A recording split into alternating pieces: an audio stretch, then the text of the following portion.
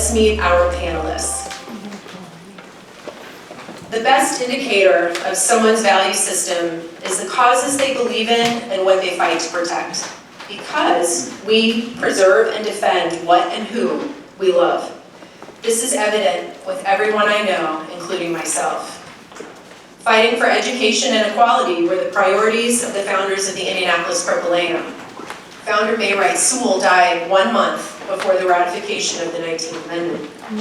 But her efforts were critical to the suffragist movement. She and her suffragist sisters were playing the long game. Just as Mary Ann Glick's mother, Marilyn, whom she generously honors with the speaker series, founded and funded many impactful causes, such as the Cultural Trail, designed to preserve and celebrate the historic attributes of our city's communities. Each of us in this room are connected by the invisible threads that Marilyn and her husband Gene wove into our city. The Indianapolis Cultural Trail serves as one of those threads that binds us. Our speakers this evening share that same passion to celebrate culture through preservation. Their impressive extended bios are in the program. You can Google them, they're online. I would be here all night if I extrapolated on all of them. Nicole Martinez-LeGrand is the curator of multicultural collections at the Indiana Historical Society, which was established in 1830. A Hoosier since birth, Nicole is the author of 2 books, this one and this one, and a few stories from her family are featured in this one. Donna, architect, currently works with IFF, a female-founded nonprofit that supports other nonprofits with inclusivity within their communities. She will speak more about this. She also serves as chair of the board for my favorite purse manufacturer, People for Urban Progress. Eunice Trotter, director of Indiana Landmark's Black Heritage Preservation Program, award-winning journalist and author of this book. Her roots in Indiana date back to the 1790s. You win. And we have, last but not least, our amazing moderator, Charlitta Winston. She is the Senior Philanthropy Officer at Newfields. Charlitta is a graduate of one of the first schools for girls in the United States, the historic Philadelphia High School for Girls, established in 1848. She serves on several boards, including a couple of those represented on our panel this evening, Indiana Landmarks and the Indiana Historical Society. Thank you all. Please come up. The stairs are over here.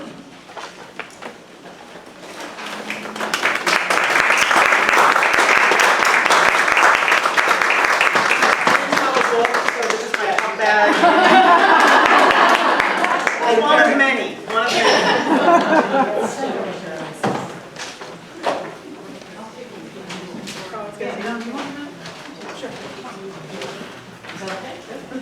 Everyone good?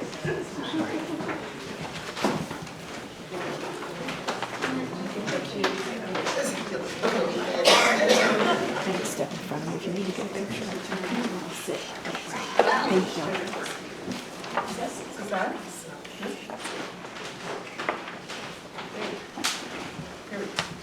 Are we on? Okay. There we go. Good evening, everyone. Thank you for being here. Thank you, ladies, for being here as well. I think it's appropriate that we're here in the Indianapolis Propylaeum to discuss our topic, Inspiring Through Preservation. As many of you know, this building was built in 1890 as a private residence and became the Indianapolis Women's Club in 1923. They've always advocated for issues important to women and girls. The Propylaeum building has been thoughtfully and lovingly preserved, and now 134 years later, it's still here and holds an important place in the Indianapolis community. I'd like to ask our panelists to first give us a little bit of your background and the purpose and the mission of the organizations that you represent. Great. Sure, go right ahead. Eunice. Thank you for allowing me to be here before this great group of ladies and gentlemen. So I grew up in Indianapolis, a journalism major. I achieved some firsts. I was the first African-American editor at the Indianapolis Star. I bought the Reporter and I owned it until selling it some years later, and then became this gypsy. I always loved history. Started doing some restoration work in properties, and that's what got me on the track of preservation. I found that a lot of homes in historically black communities were cheap and just needed some love and attention, and they would have worth and value. Wrote a book, saw this opportunity with the Indiana landmarks and jumped on it, and now I am, although retired, I am living, my life is lower. As a retiree on a fixed income and just having a good time doing this preservation work. We are in the business of preserving African American heritage sites as well as the history statewide.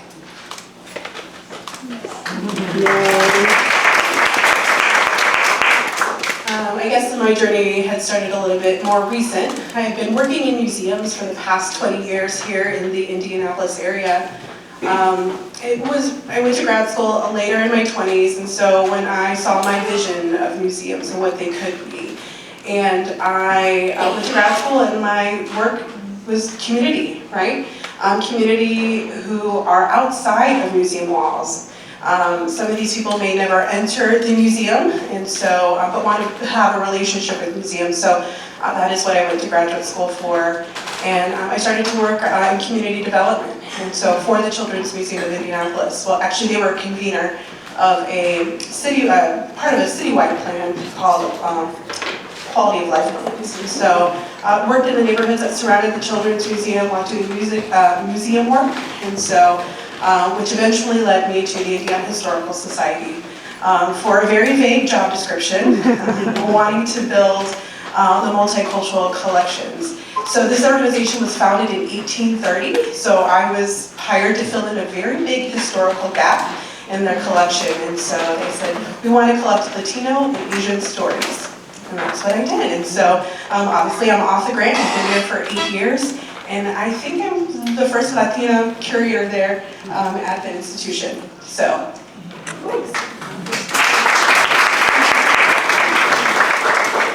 Thank you. And so impressive. I'm Donna. I'm an architect. I grew up in Arizona, and then I spent 10 years after architecture school in Philadelphia, mostly doing preservation of especially historic churches. So really beautiful old stone churches.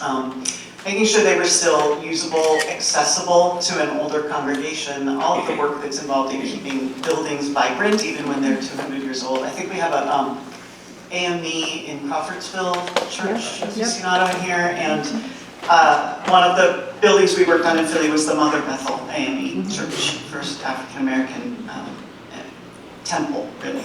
And so I learned about preservation and loved it all through architecture school. I love buildings more than anything.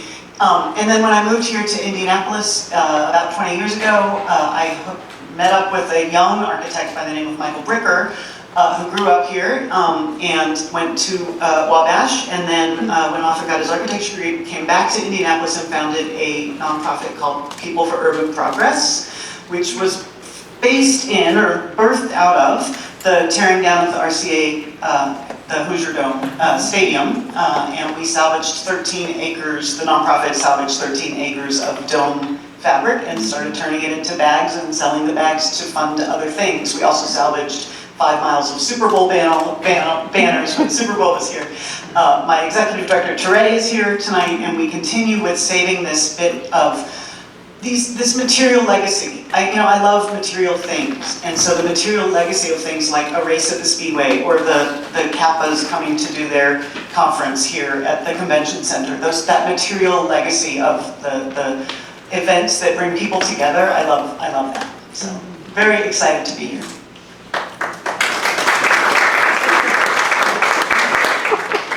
Okay, I have a question that I think all of you could add something to. For a long time, preservation was only focused mainly on saving architecture and buildings. tell us how preservation in your work is not only about structures, but culture, history, spaces, and belonging. Okay, great. I grew up in Indiana. My family has been here in Indiana for 100 years. I am a direct descendant of the early Mexican colony in Indiana, of Indiana Harbor, the northwest part of the state. And I did not know my own history. I was surrounded by a very wonderful community that celebrated, traditions and culture, but I didn't have any context for it. I didn't understand my history. So I grew up most of my adult life not fully knowing the depth of the culture and contributions that the early Latino community made to the state of Indiana. And it wasn't really through this work, and part of my research is doing genealogy work on everybody that I work with, tracing them from, if they were from Mexico or from other different Latin American countries, or across the United States if they were from what was Mexico and Colorado and Nevada, and helping them trace their roots here to Indiana. And I saw with that, and that was just me doing my job, me just wanting to add a little bit more context because I was already doing that for myself to understand my own place here in Indiana. And I saw what that really meant to people. And so just by doing that simple layer of research, really opened up the doors for people who were opening up family albums and giving me their photos. Every single photo that you find on our digital collection and that is in that book has never been seen publicly outside of a family album or a family home. So pretty remarkable, I think. And some of my family photos are in there as well. Cousins started pulling out things I have never seen or haven't seen in a very long time. And so I think it's really important in terms of just preserving culture is in making sure that people can see themselves in history, right? So giving them context. Context is king. Queen, I'm sorry, I forgot what I meant. Context is queen. And so really just understanding, I knew what that meant for me personally. It was just every day something new, and actually it was pretty bizarre. I was finding my family members in other people's family photos. I wouldn't let them know that, but it's just, that was probably just really interesting. And I know what it meant for me, and I became a mother during this whole process, and so now I have a deeper sense of history, and so I want my daughter to see herself and her family represented in Indiana history. Well, for me, it is the stories that are most important. For African Americans, a lot of our sites have been erased. They've been demolished as a result of institutional construction, highways cut right through our communities, medical facilities, educational facilities, IUPUI and Indiana Avenue is an example. And this is something that has gone on all over the country. And the consequence of that has been to erase a lot of Black heritage and history. So for me, and for the program that I operate, it becomes the stories, the things that happen inside those sites that are the most important.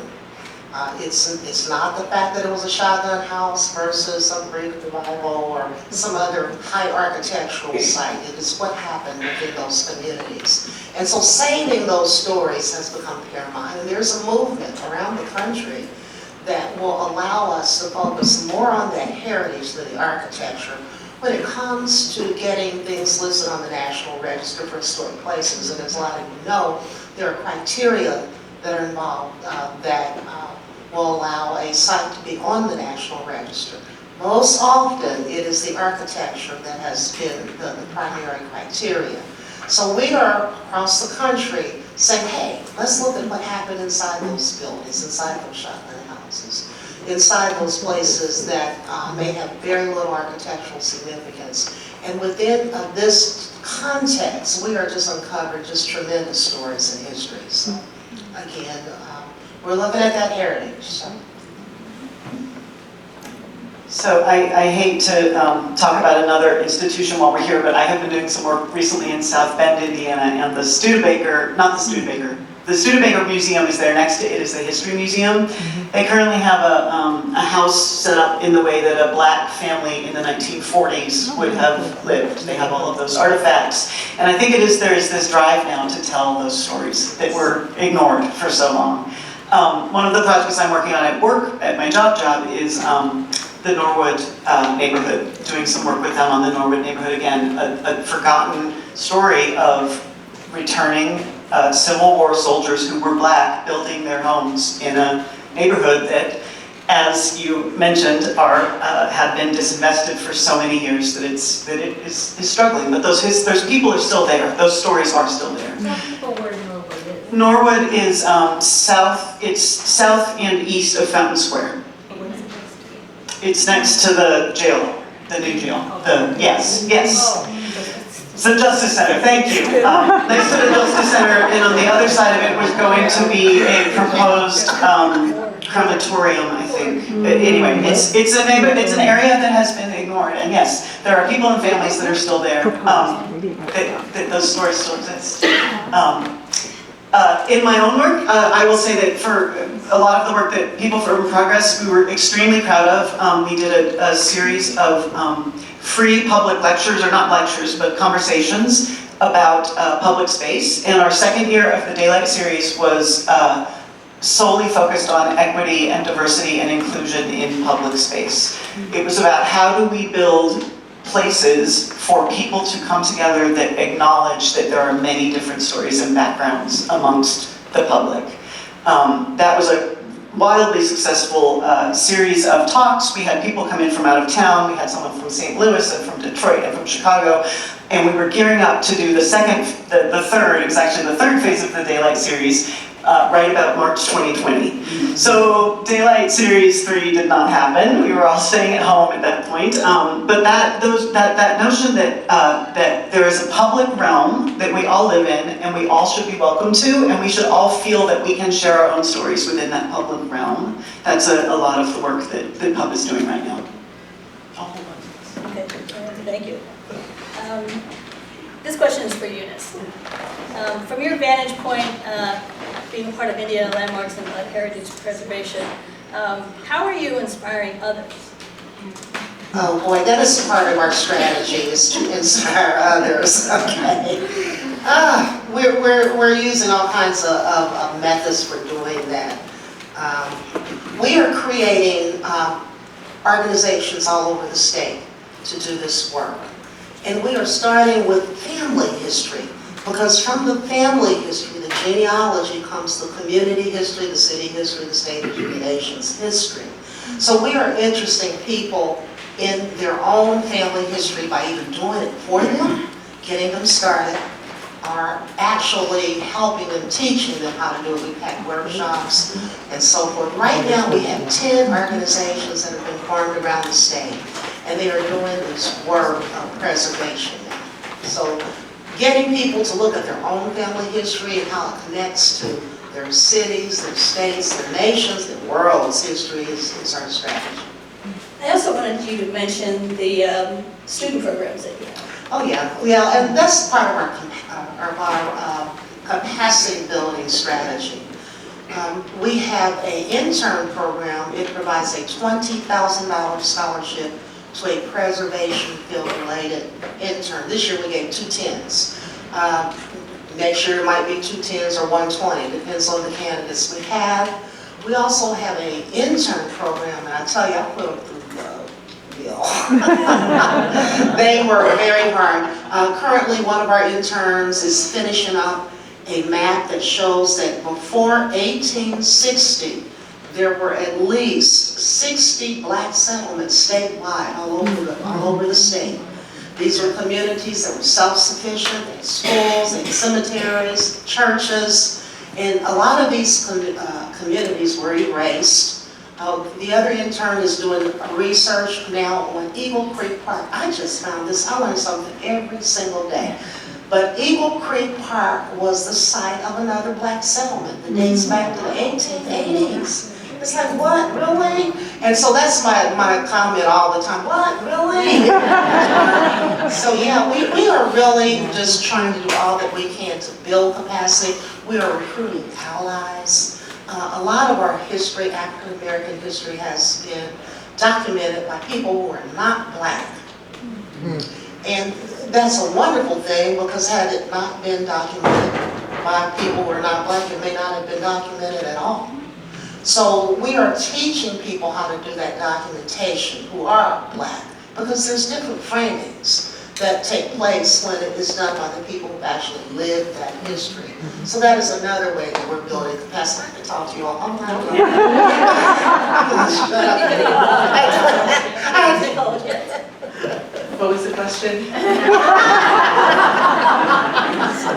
How are you inspiring others? How am I inspiring others? You know what? People inspire me, right? People who come and tell me their family story or want to get involved in our Multicultural Collecting initiative. And so maybe inspiration goes both ways in that aspect. And so I've never walked away from an oral history interview that I conducted and said, oh, well, what a bummer story. Everybody has a wonderful story to tell, and like I said, I think inspiration goes both ways. Same. I think I inspire people to be interested in the built environment mostly through just being a complete nerd about it myself. Like, I love buildings so much, and every single building tells a story. It may be a terrible story of, developer-based greed and profit. It may be a beautiful story of healing. If you look at the new Eskenazi Hospital Center on 38th Street on the east side, there's art there, there's local art by Black artists. It's a beautiful landscaped neighborhood. And it makes people feel good to see a built space and be in it and understand the story behind it. I mean, I think for all of us to sit in this room and think about how beautiful it is and how well built things are back in the day, that I think is how I mostly inspire people. In terms of the work we are doing at PUP, we are talking about Indianapolis being proud of ourselves. We are an amazing city. The cultural trail is a huge kind of the thing that kicked off. It was like the spark that said, hey, Indianapolis is actually a really cool city. And even going all the way back to the sports initiative, which has unfortunately resulted in some destruction of neighborhoods and earlier buildings and neighborhoods, but having that pride, knowing that we put on the best Super Bowl ever, everyone loved our Super Bowl, like the feeling of pride we can have, not as a city that's a little smaller than Chicago or that's not as glamorous as Paris, but that we are Indianapolis, we're incredibly lovely people. That is, to me, really inspirational. And I think when people see the pup bags and hear the story of saving things, material culture, they get excited, especially when it's relevant to their own history. I want to just mention that it was only a couple years ago I even learned that there was a Hispanic Wall Street, similar to Indiana Avenue, on the near east side, I believe. And that's, like, I had never known that because none of that material history still exists. So talking about how important the materials and the buildings and the places are, that's how I inspire people, because I get so excited. Google Lost Barrio of Indianapolis. That's very research. What did you say? The Lost Barrio of Indianapolis. Right, we're behind in Market, north and north of Market. Between north is the north. We'll talk later. But anyway, down in the city. Please. So one of our ideas, and Gigi Cabello brought this up, is that we would like to continue the conversation. So our panelists have agreed to do a lunch and learn that we will schedule via Zoom for a deeper dive into each of these. So it'll be one of them for one time, so make sure you're on our email list. Okay, I'm done interrupting. Donna, you mentioned equity in architecture. We also talked a little bit, you and I, about the impact of materials on the environment. What are you doing to help alleviate that? So PUP takes old materials and materials that other people don't see use in and remakes them into beautiful things. One of the ways, and I love talking about this, I really should just invite Teray up here to talk about this instead because she's our feminist leader. But one of the things I am most proud of personally, I've been on PUP's board for about 15 years now, One of the things I'm most proud of is that we through salvaging the banner material and the roof dome material, we discovered ways that that material can be used for something else, right? It's a design process. I take this material, what can I do with it, what doesn't it want to do? We started working, we salvaged some banners from the Speedway, and we used the Speedway banners to make bags. And then we started talking with them about what kinds of materials they use. And shortly after they started working with this, the Speedway now does not do banners that are of a kind of material that can't be reused. So they are limiting their use of, their consumption of materials that will just end up in the landfill.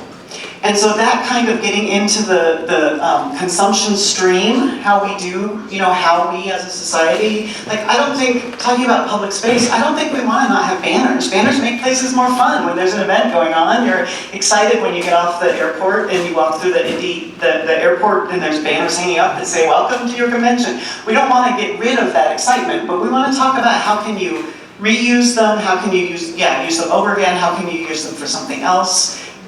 That notion of thinking from a design standpoint a little differently about materials, that's what I'm most proud of at Pub. Talk a little bit about the limestone. Oh, so we have limestone right now. There was an IPS school, and I'm sorry, I do not know which one it was, that was torn down many years ago, like 10 years ago.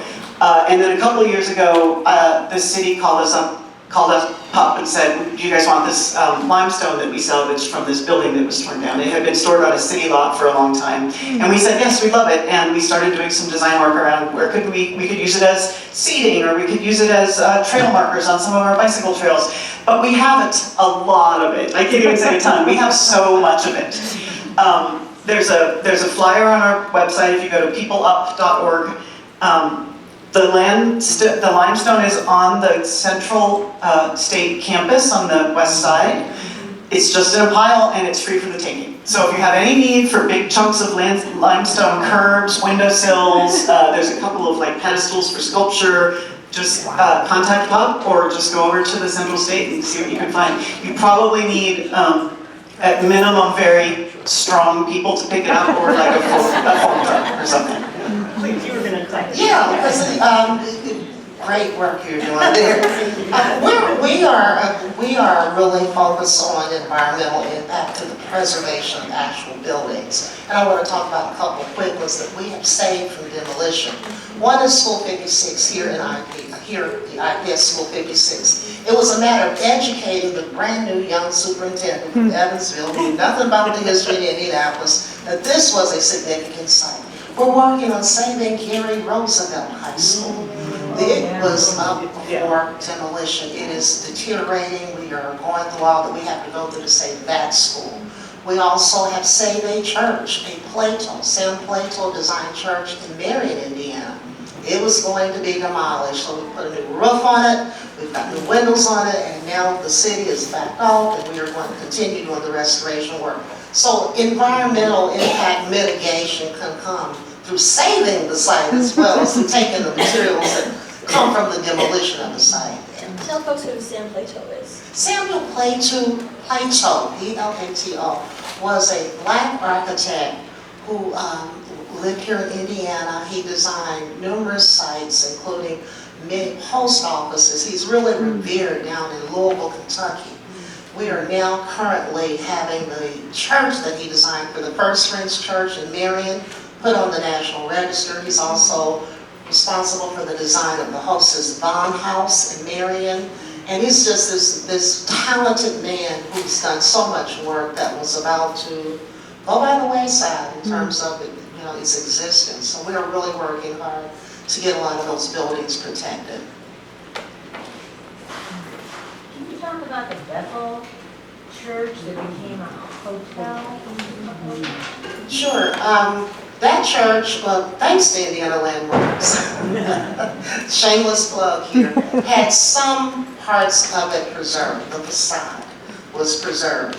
They also agreed to honor the history and the heritage. So if you go into that hotel, because that's what it became, you will see a lot of the history of that church on the walls. The congregation became so tiny that it could not support that church, and then the members sold that site. and it's now a hotel. Where is it? It's downtown off of West Street, just north of Military Park. It's the first. It's on the now, isn't it? Yes, it's on the canal. It is on the canal. Yes. Yes, it was on the press on. So all they say is the facade? All they say is the facade? That's it. And there were some things from the interior that were saved too. If you go in there, look around, you'll see there were some things that were saved from the interior, but mostly just the facade. And we took their collection and we digitized it. So if you want to see photos of the congregation and some of their congregational papers, we have those at the Indiana Historical Society. So I know that it was a group effort between Landmarks, our colleague Kisha Tandy at the Indiana State Museum, us. So that was all happening when I started in 2016. Where is IPS School 56 that you spoke about? School 56 is in the historic Martindale area, and I'm this purist. It's not Martindale-LeGrand. It was Martindale and it was Brightwood. It became Martindale-Brightwood in the 1990s when the creation of the CDC was demanded to help save that community and addressing the needs of that community. So 24th and Columbia was the Martindale area, and it was just as vibrant as the Indiana Avenue area. We are working now, trying to get that community on the National Register, and as well as the state register. So we're working with DHPA to get historical designation for that, as well as with the Historical Bureau. You all know the difference. The Bureau does the markers. The DHPA does the National Register listings, and neither one protects those sites, if you want to know that. Neither one protects those sites. The only protection comes from a local designation, the city of Indianapolis, and the only protection in that realm comes because the board, the Indianapolis Historic Preservation Commission has to approve the, things that would happen to that site. So we are working in that area. Nicole, this is for you. I'm sorry. Yeah, Nicole. I think I read in your book that there wasn't a great deal of archival material when you started about the Latino experience in Indiana, when you were planning the 2018 Exhibit B there, Latino Experiences. So what did you use? How did you find what you needed for the exhibit? People. I conducted audio recorded oral history interviews, so I think I did about 25, and I've traveled from everywhere from Evansville to East Chicago, collecting those stories, and so they were the exhibit Be Heard was part of our Be Heard series, where you could actually hear interview clips, our series pre-COVID. There was little phones you could listen to, but yeah, just people. And so it's really the community, and also with the Asian exhibit that followed that, really the community telling their history in their own words. We just provided the context as to the depth of that history here in Indiana and across the United States. I was thinking about all the work that you folks do. Who's coming up behind you when you talk about your students? But Donna and Nicole, you got to So I do a lot of professors across the state have added me to their syllabus. So I usually come in and do a full class presentation about either the book, the work that I'm doing, or how I did the work.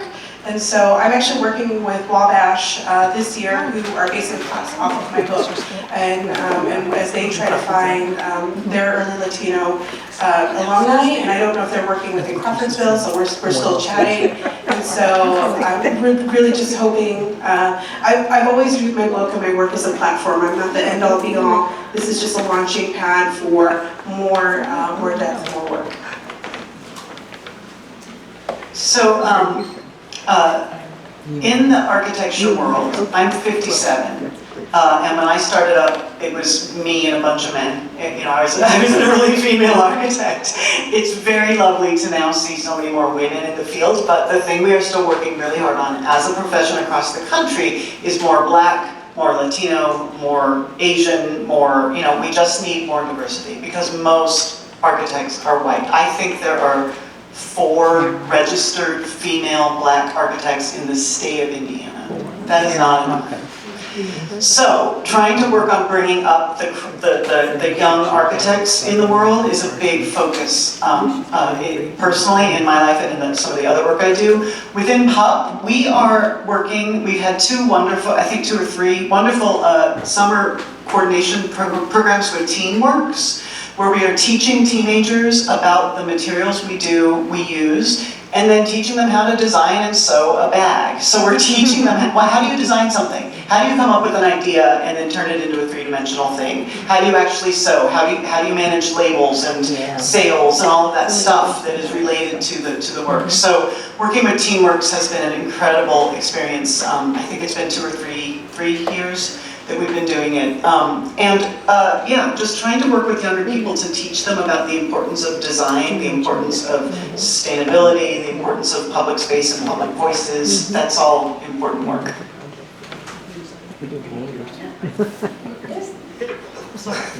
Well, you know, as I had mentioned, we are building capacity by reaching into that youthful group. I tell Marsh Davis, who's our president, look, you better start finding some help here, because I am old, you know. So, and I was retired when I came in. So, we know that only 2% of anyone in the preservation field is a person of color. And the preservation field includes architects, anthropologists, you know, on and on, you know, preservationists, city planners, and so forth. They're, you know, 2%. So, yeah, we have a lot of work to do. Today, I met with a young woman, Kiana Walker, who has she has a program for kids called Next Great Architects. And these people and these kind of programs need our support. She teaches 20 kids about the basics of architecture. She's done it for 3 years now. So whatever we can do to help her, we intend to do. So it's those kind of programs that kind of pave the way. Because most of the kids, particularly in urban settings, don't know what an architect is or does, you know. So, you know, we have to do something about that. I know a little bit about Eunice's program, and I appreciate the fact that she didn't just take architectural students or preservation students. You know, they had other disciplines that they went into to give them that experience, to help them understand what preservation and landmarks did as a whole. So I think sometimes you have to look outside that box. You know, you never know what diamond in the rough you're going to find out there. So we work with Indiana Latino Institute for their internship program to have some interns work with us in the summer.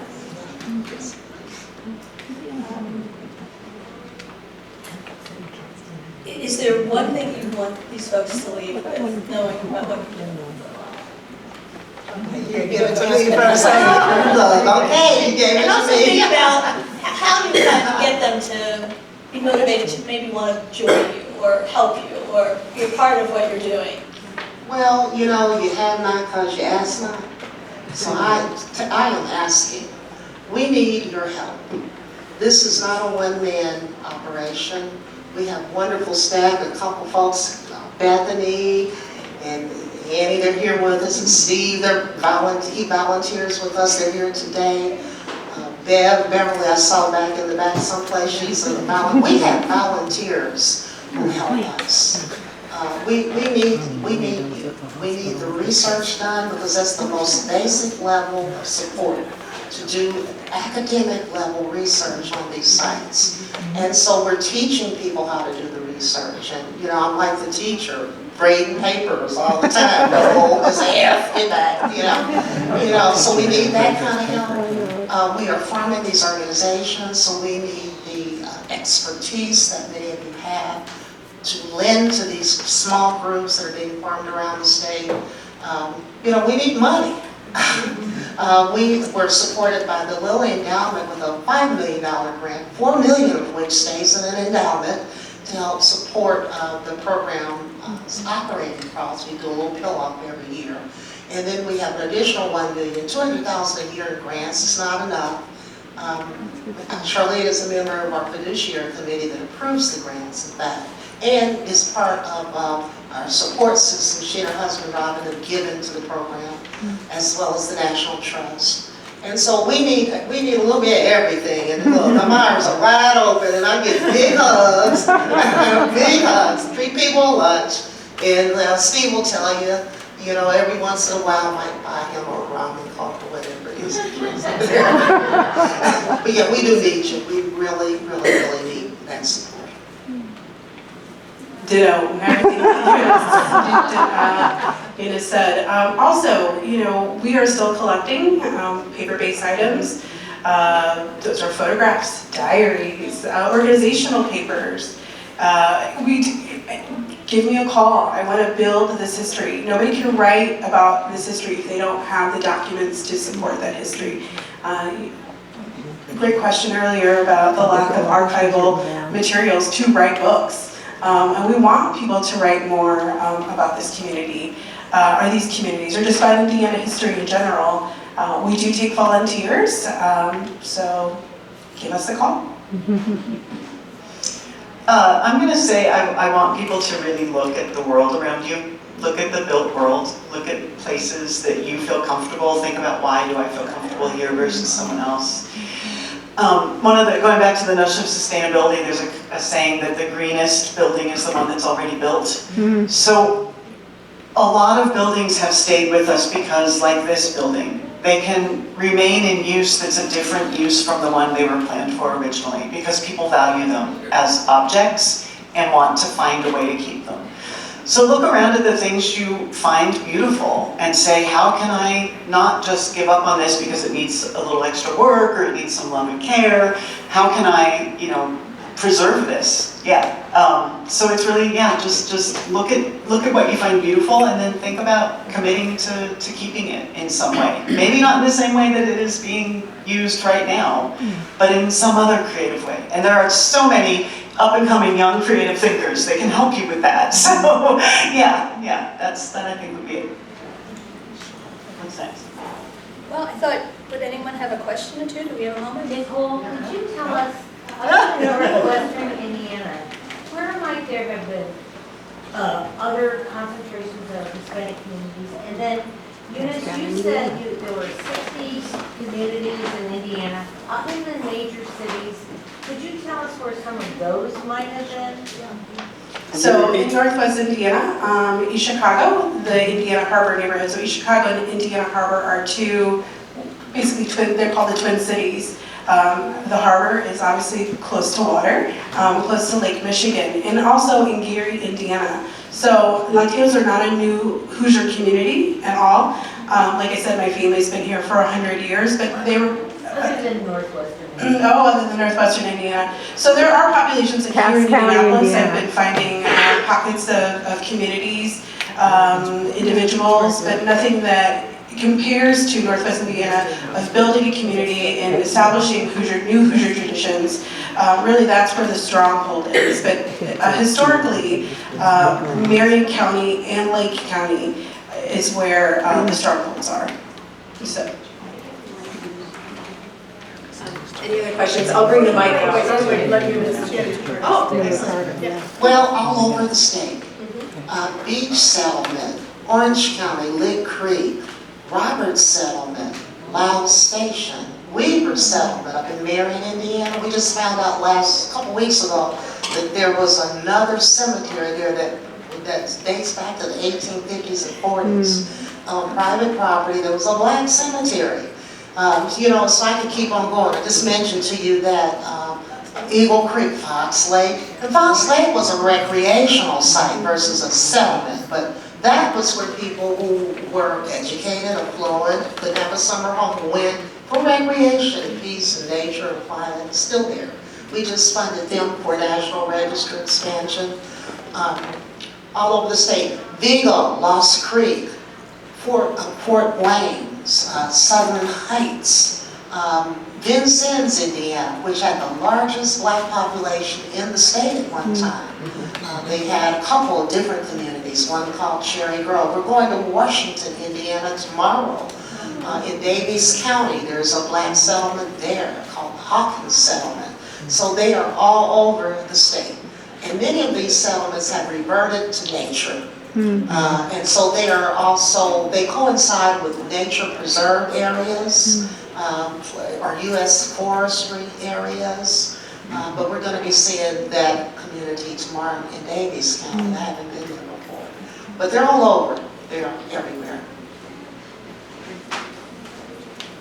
Just following on that, urban areas that were Latino and black were the first targeted when our interstate system went in. They wanted to tear them down, and there were, I've lost the number, but it's astounding the number of homes and communities that were destroyed in Indianapolis to build our interstates. But they targeted across the country. They targeted black and Latino communities. Now, when that happened, it was 26,000 homes. 26,000. 26,000.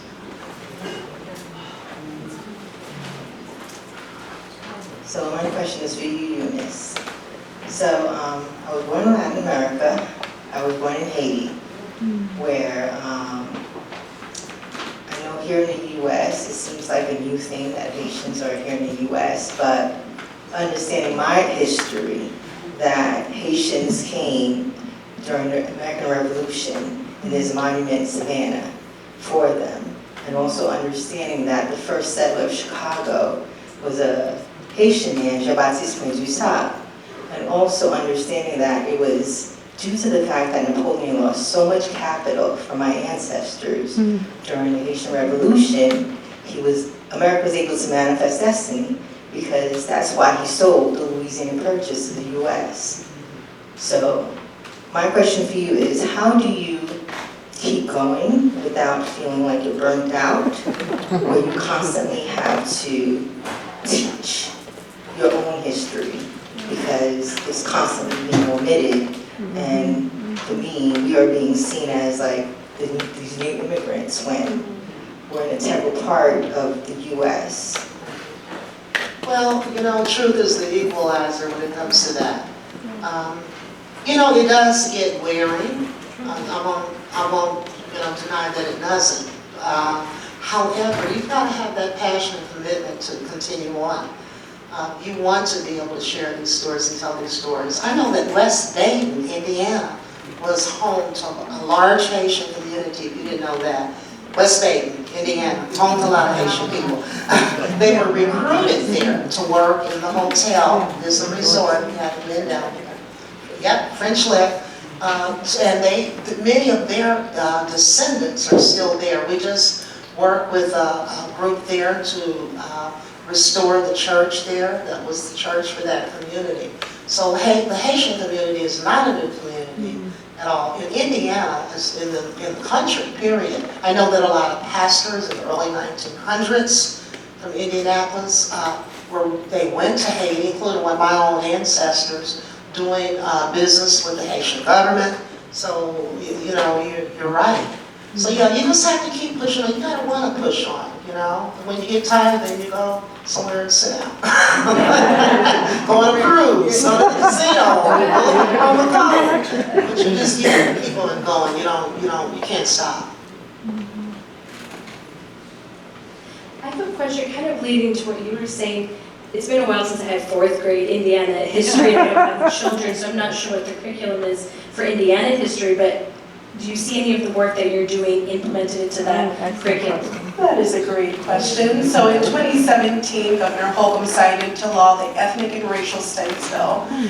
So right when I started, right in the middle, I was doing all of this field work. So after we did Be Heard Latino and Be Heard Asian, we got a lot of questions from history high school professors. Do you have lesson plans? We said no. Do you want my notes from writing all these labels? And so at the end of 2019, we received funds to turn the exhibits into books. and a traveling exhibit, and an online exhibit. So you can still hear those stories, that history, and those people's words. So we also, with that money, provided free, or were able to create education guides for high school students. So when you order the book online, if you scroll all the way to the bottom, there's a link to a free guide. And so I know that our education department does workshops. So it's always a slow burn, right? And so it's slowly starting to be implemented into high school classrooms. I can answer that too. Personally, I was hired by the Indiana Chamber of Commerce to edit their book on civics. Here is your Indiana government, and I was the herder of cats in doing that. I did my best to make it inclusive, and much of that was edited out. And so my suggestion is to petition the Indiana Bar Foundation that is in charge of the Indiana Civics Commission recommendations that were implemented this school year as the start. And that's the book I asked you to take to the Historical Society for me, by the way. So there is a way to incorporate it. Hopefully the Bar Foundation is sharing more information on this. So provide addresses and I will connect you. I'll give you their home address and phone numbers. Can I say I'll tell you something I have been doing with my own book, because I feel strongly that this history ought to be in Indiana State history lessons. This is about an 1821 lawsuit that was filed in Indiana that went to the Supreme Court, and it became one of two bookend cases, the legal community calls it, that ended slavery in Indiana. We're taught that Indiana was a free state. It was not. Slavery existed here until the 1830s. And so this information should be taught in state history, but it's not. So I've met with teacher organizations, the Retired Teachers Association, and others to implement this issue. We have a teacher study plan. We have, we do workshops with the teachers as a way to go sort around the back door to get this information into the schools. Any other questions? I have a question. Yeah.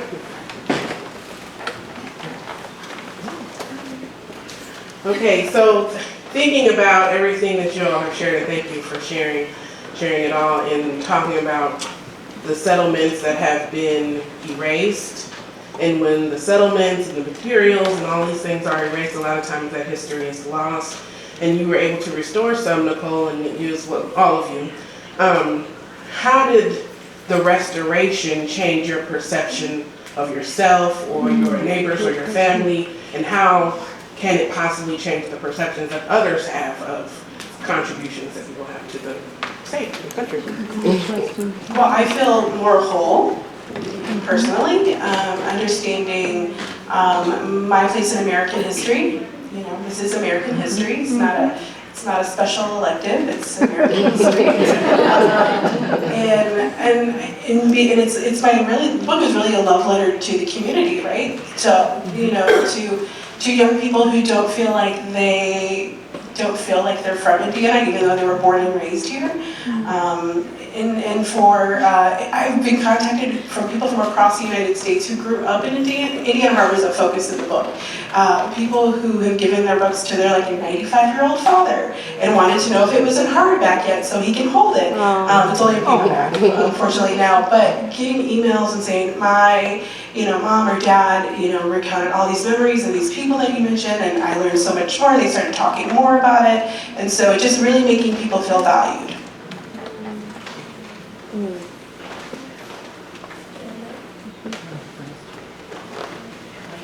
I just want to make a comment. I guess when I think about preservation, I think so much about buildings, and you've really opened my eyes to be like, it's not just the buildings, because some of those aren't here. We really have to talk about the stories and the people, and keep those in mind. So I appreciate learning and thinking about it and sort of expanding my view of that. And thank you for all the work that you all do. I think education was certainly a pillar of what our founder, Mainwright School, stood for. And this is a forum that always remind us that we can always keep learning and growing as individuals, and so I appreciate all you're doing here. We're just about ready to wrap up. We have time for one more question? I have a question, but Nicole, Eunice is talking about stories, and you're talking about the Indiana Historical Society, Indiana History Center. If I was a family that had letters and pictures, and I didn't know what to do with them after my great-grandparents died, is that, Yeah, are you the repository for we this? are the repository. So we are Indiana storyteller, and we can't tell that story without family papers.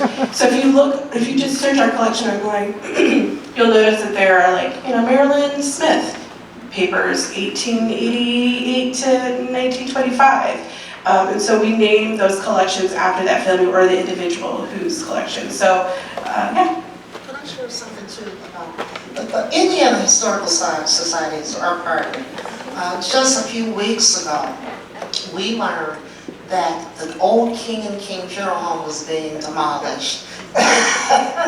So, I said to Oaks Academy Charter School, hey, please let me come and see what's inside. They said, oh, everything's gone. There's nothing left. And so they said, please, please, please. And they allowed me, Susan Hall, Dodson, and Keisha Candy from the State Museum to go into that building at 15th and Columbia, the Martindale area. In a closet was thousands now, a death certificate. Oh my God. Death certificates, moldy, buggy, I had an asthma attack for next building. And we were able to save all of that. It's now sitting in quarantine at their house. So we had our interns do the muscle work, pick up boxes and bags and go down. They're like, oh, please, the spiders and the bugs. And so we were able to save that history. Can you imagine the stories of that time? Because that funeral home opened in the 1930s. So you're talking people who may have been first generation out of slavery, with their history there in that nation. So, the historical societies are part of it, for sure. Well, I just want to say thank you to these ladies and the stories and the information.